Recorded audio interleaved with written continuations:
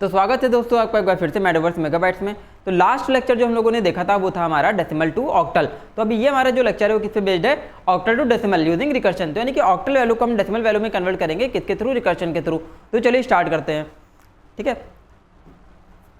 तो ये जो हमारा कोड है, तो अगर आप लोगों को याद होगा हम लोगों ने लास्ट लेक्चर में क्या किया था, एक कैलकुलेशन करी थी। क्या कैलकुलेशन करी थी, हमने 100 डेसिमल वैल्यू ली थी, 100 डेसिमल वैल्यू ली थी, उसको ऑक्टल में कन्वर्ट किया था। तो आंसर आया था हमारा 144, ठीक है। क्या आया था 144, यानी कि 100 डेसिमल की ऑक्टल वैल्यू होती है 144। तो अब इसी को हम अपोजिट करने वाले हैं, यानी कि 144 लेके कैलकुलेशन स्टार्ट करेंगे, देखेंगे क्या हमारा 100 आता है डेसिमल वैल्यू की नहीं आता है, ठीक है। तो कन्वर्जन हो जाएगा ऑक्टल टू डेसिमल में, ठीक है। तो चलिए स्टार्ट करते हैं। तो सबसे पहले हमने क्या कॉल कर लिया, टू डेसिमल फंक्शन कॉल कर लिया। टू डेसिमल फंक्शन कॉल कर लिया किससे, 144 से कॉल कर लिया, ठीक। दो कॉलम बना लेते हैं, एक यहाँ पे हम n ले लेते हैं और एक क्या ले लेते हैं, मॉड, ठीक। क्या ले लेते हैं, मॉड। तो n की वैल्यू क्या लेके चले हम स्टार्टिंग में, ऑक्टल वैल्यू 144, ठीक है। कितनी वैल्यू ले ली हमने यहाँ पर 144 जो वैल्यू ले ली हमने क्या किया, क्या चेक कर ली, कंडीशन बेस केस क्या लगा हुआ, n is greater than 0।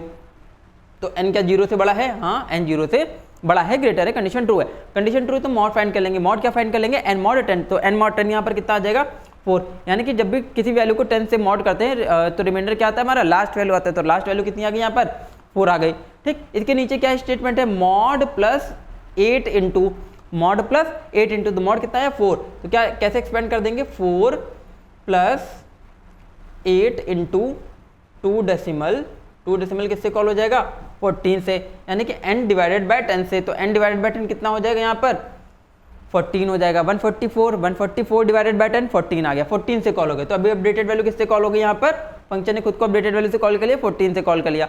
14 level लेके चलेंगे तो n इज ग्रेटर देन 0 है, 14 इज ग्रेटर देन 0 है, कंडीशन ट्रू है। कंडीशन ट्रू है तो मॉड कितना निकलेगा अभी 4 निकलेगा, ठीक है। n मॉड 10 कितना निकल आएगा 4 निकल आएगा।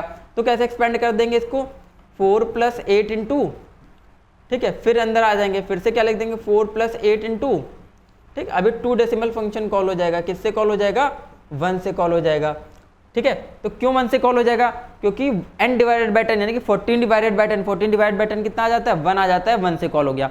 किससे कॉल हो गया 1 से कॉल हो गया। तो 1 से जब कॉल करेंगे फिर से ऊपर जाएगा, अपडेटेड वैल्यू क्या आ गई यानी कि 1 इज ग्रेटर देन 0 है, क्या 1 इज ग्रेटर देन 0 है, कंडीशन ट्रू है। कंडीशन ट्रू है तो क्या है हो गया n मॉड 10 हो गया। n मॉड 10 कितना आ गया यहाँ पर, ठीक है। n मॉड 10 कितना आ गया 1 आ गया। 1 को 10 से डिवाइड करने पे क्या आएगा, रिमाइंडर 1 ही आएगा। क्यों, क्योंकि 1 10 से डिवाइड नहीं होगा तो 1 ही रिमाइंडर मान लिया जाएगा। तो 1 आ गया रिमाइंडर। फिर क्या एक्सपेंड करेंगे, जब 1 से कॉल किया तो इतना तो सेम नोट कर लेंगे, 4 प्लस 8 इंटू, ठीक है, 4 प्लस 8 इंटू, ठीक। फिर क्या आ जाएगा 1 प्लस 8 इंटू, अब 2 डेसिमल कॉल हो जाएगा, किससे कॉल हो जाएगा 0 से कॉल हो जाएगा। क्यों 0 से कॉल हो जाएगा, क्योंकि 1 डिवाइडेड बाय 10 कितना होता है 0 होता है। कितना होता है 0। जब 0 से फंक्शन कॉल करेंगे फिर से अपडेटेड वैल्यू n की कितनी आ गई 0 आ गई।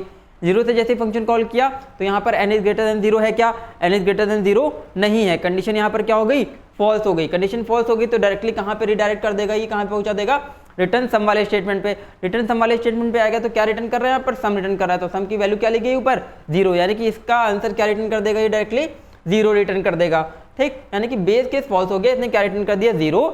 अब इसका मतलब क्या है, आगे कॉलिंग नहीं होगी, कॉलिंग स्टॉप हो गई। कॉलिंग जब स्टॉप होगी तो फिर क्या होगा, कैलकुलेशन स्टार्ट होगा। तो कैलकुलेशन कैसे स्टार्ट होगा देखते हैं, 4 plus 8 into 4 plus 8 into 1 plus 8 into 0, ठीक। ये कॉलिंग हुई, ये कॉलिंग हुई। अब हम कैलकुलेशन करना स्टार्ट करेंगे, अंदर से कैलकुलेशन करना स्टार्ट करेंगे। क्या कैलकुलेट कर लेंगे, 8 इंटू 0 0, 0 प्लस 1 1, ठीक है।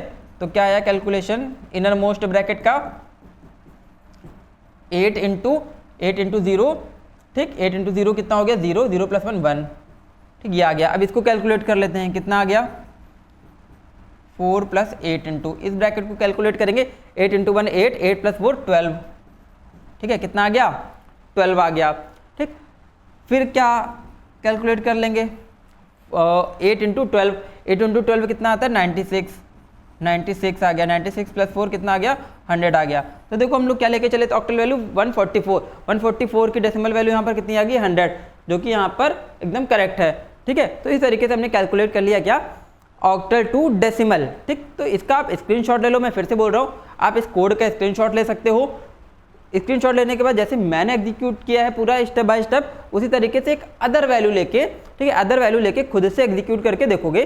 जैसे खुद से एग्जीक्यूट करके देखोगे 1 से 2 बार, तो पूरी प्रोग्राम, पूरा लॉजिक आपको क्लियर हो जाएगा। आपको कहीं भी कुछ भी अदर जगह से पढ़ने की जरूरत नहीं है, ठीक है। तो एग्जीक्यूशन इज द की, ठीक है। प्रोग्रामिंग सीखने का सबसे अच्छा मेथड क्या है कि आप एग्जीक्यूशन करके देखो। जितना सेल्फ एग्जीक्यूट करोगे प्रोग्राम को, उतना अच्छा लॉजिक आपको क्लियर होता जाएगा, ठीक है। तो तब तक के लिए बने रहिए हमारे साथ अगले लेक्चर के लिए, ठीक। तो अगले लेक्चर में हम लोग देखेंगे एक अगला टॉपिक। तब तक के लिए बने रहिए हमारे साथ। धन्यवाद दोस्तों।